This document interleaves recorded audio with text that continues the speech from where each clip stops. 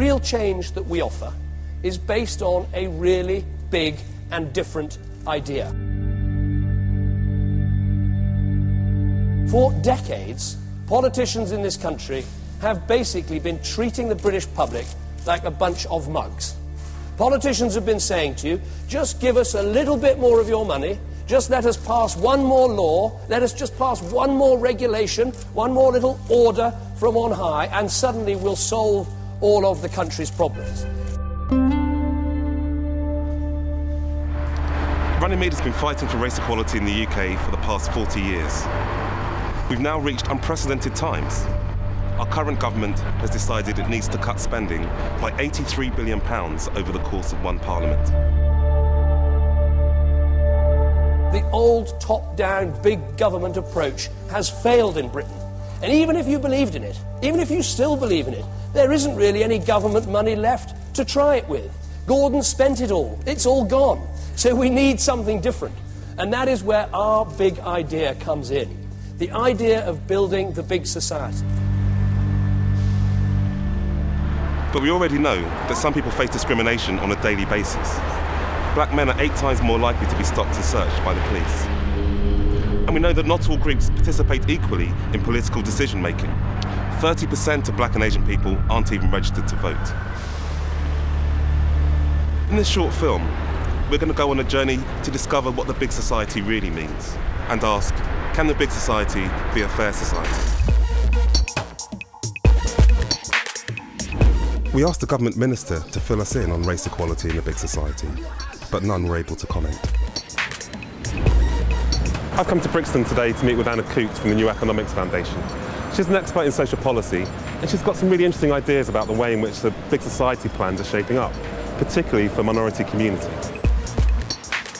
So what is the big society as you understand it? Well, the big society is the plan that this government has to massively reduce the size of the state, dramatically reform public services, empower people, and to enable them to introduce and implement a really very substantial programme of public spending cuts. The real danger is that the very groups in society who might make it possible for people in ethnic minorities to take power and take more control over their own lives will have the money that currently supports them taken away. What can citizens do to make sure that the big society delivers a fairer set of outcomes for people? Get involved in local organisations, make sure they know where the action is and where there is resource and support forthcoming from national government or local government. Hold the government to account, because if we don't, then goodness knows what's going to happen. It's clear that there's a great deal at stake. There's a real possibility that through these changes, people from minority communities could be left behind. The evidence shows that racism continues to have an impact in people's lives, and the big society seems to have no response to this. Worse, cuts may undermine the very organisations that are best placed to address this imbalance. If Anna is right, we need to understand how to hold government to account and how to make sure that marginalised voices are heard. Runnymede's founders were inspired by the American Civil Rights Movement. 40 years on, I'm returning to the US to see what we can learn from there today. Many of the big society policy ideas have been borrowed from the States, from free schools to directly elected police commissioners, less government involvement, and voluntary groups stepping in to run public services. I want to find out what people already living with these policies do to fight for racial justice. Obama's hometown and America's second largest city, Chicago is renowned for being one of the most racially segregated cities in the US. Black people here are twice as likely to be out of work, and although 60% of Chicago's 3 million residents are non-white, white households are 6 times better off than their black neighbours.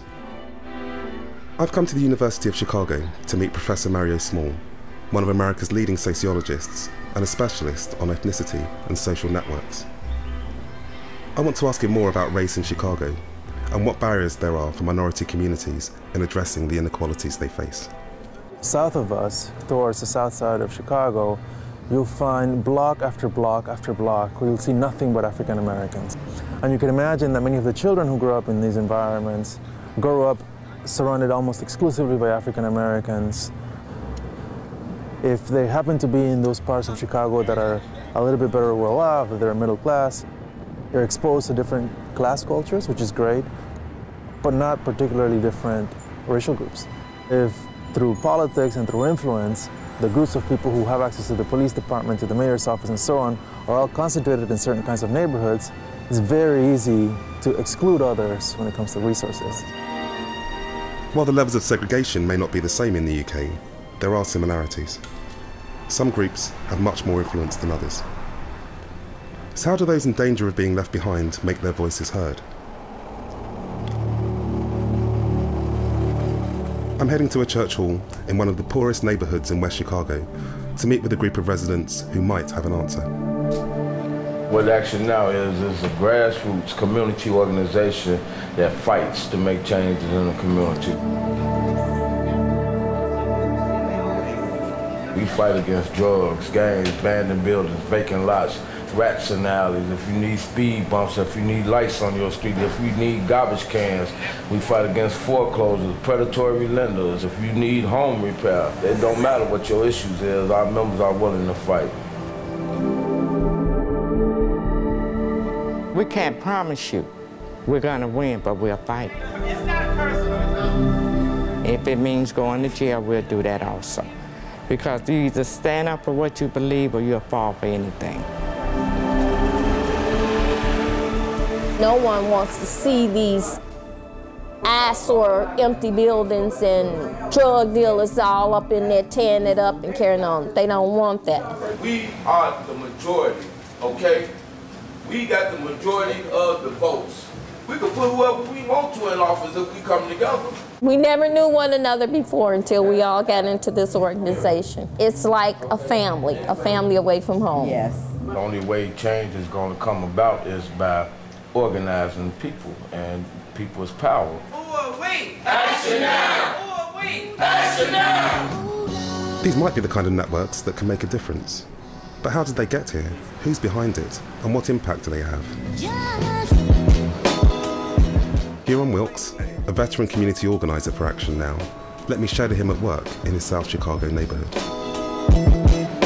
My job as an organizer is to mobilize people to come together and make a stand for change. And that's what I do. Chicago neighbourhoods have been hit hard by the financial crisis, and unscrupulous lending practices have exposed minority groups to the risk of repossession. And in Huron's South Chicago district, numerous homes have been repossessed by the banks and left empty, so foreclosure is at the top of Huron's agenda. Like 9 homes on this block lost to foreclosure. That's 1, that's 2. Right there, see these buildings, that property wide open. They're finding dead bodies in the building. It's like this on pretty much every other block in the city of Chicago. One of the key things about Action Now's method is a physical door-to-door connection with residents. Door knocking outreach is pretty much going door to door. If you own the home, they will not try to help you because they use your house as collateral. Right. And by you owning it, if you try to go into bankruptcy, they'll just up and take the house. And then what they are charging for rent down here is just totally absurd. You're going to charge $750 for a place like this down here. Shit, you gotta make, you gotta be making big ass money. Nobody down here making no big ass money. That's why we're here. I know the little bit we get every month, we struggle to even pay a bill. Will y'all see yourself in a blue and white t-shirt, 20 to 40 members demanding down to the Alderman House offices for change? I would. So would I. Because something needs to get done, seriously. Organizing is a number game. Once people do see change, then more people would eventually come on board.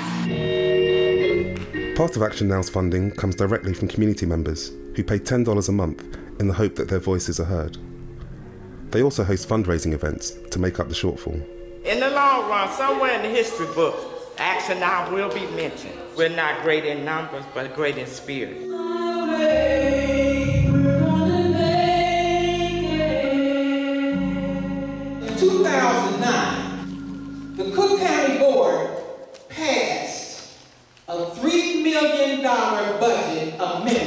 for foreclosure prevention because of action now, diligence, and hard work.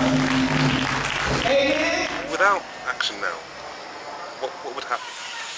It would just go down, down, down. If you keep hammering on a piece of iron or rock long enough, you're going to finally make a little dent in it, you know. And so that's what I feel about it. No, I think it's pretty amazing what they do. It's clearly people have got really important issues. How you try and find ways of helping them know what's going on in their area and address those, I think, is crucial. The way to think about organizing is in channeling dissatisfaction, channeling positive energy and hope in the way Obama did towards ends that are presumably greater than those we could attain on our own. Elderly people and young people who had never gotten involved fall all of a sudden feeling, you know what, I can just pick up the phone and make 20 calls and that might make a difference.